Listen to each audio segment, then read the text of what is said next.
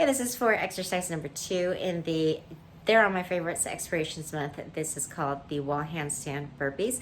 Not an easy exercise, but fun to try, so give it a go. If you did the Acts Ready January with me, then you would have your designated exercise wall, which is right behind me. So let me show you, and then I'll give you a tip on how to work on your handstands. All right, so I'm going to pick a lead leg, which is my right leg, and my hands will end up about 5 inches or so or less away from this wall. So I'm first going to have my kick up leg behind me. My lead leg is behind me, and then I'm going to get into this handstand. I'm going to gently as possible tap this heel, bring the heels together, press into the heels, point the toes, squeeze the core, squeeze the butt, press my hands into the floor as if I'm pressing the floor away from me, okay? So squeeze into this handstand for a few seconds, then float that leg gently down, then step it back so that your feet are together, ready to jump back into your burpee. Do a nice press up and complete it with your jump up, okay?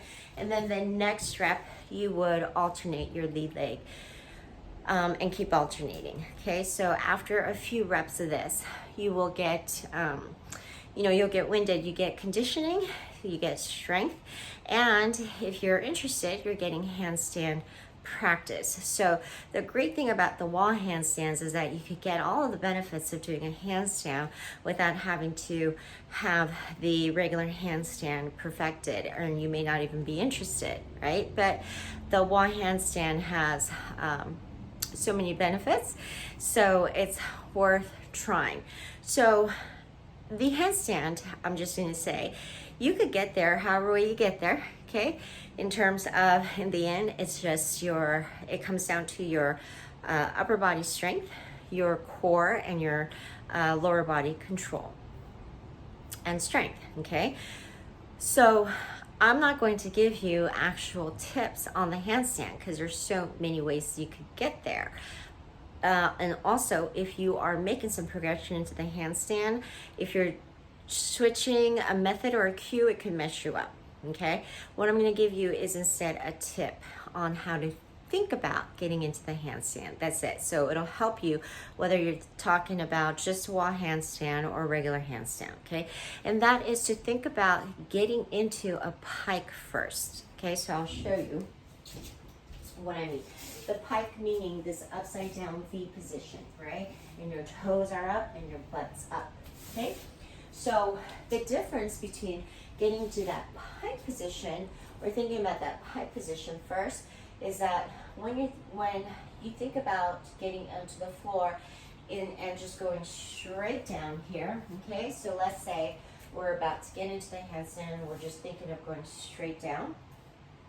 What happens is you have this sort of a sharp contrast, right? Between when the hands come down, your lead leg goes up, but then for that brief period, your foot on the floor is actually pressing into the floor in order to balance yourself here. Now, that basically puts that floor on the foot on the floor in a dead stop position. From that dead stop position, you then have to bring it up to meet, or even if you want to get into, the half shape, you have to close that gap, right? And create momentum from a dead stop, which is kind of hard, and it really requires a lot of body control.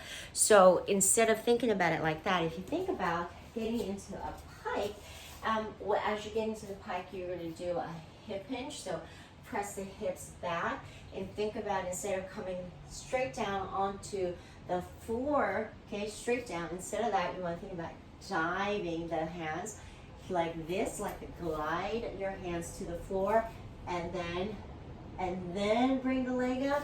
At that point, you now have momentum on that bottom leg already, okay? So you're basically closing that gap and giving yourself a head start. So let me try to show you on my left leg on the wall. My left leg is usually my worst leg, right, on the handstand, but we want to keep alternating. So I'm going to push my hips back and my hands come down into this dive. Okay, so and you want to try to control everything as much as possible. One last thing about the pros and cons of how far your hands are away from the wall, specific to the wall handstand, is that if you think about your hands being further out, the further your feet have, so this is your body. Now, the further you are away from the wall, the more room your feet have to go.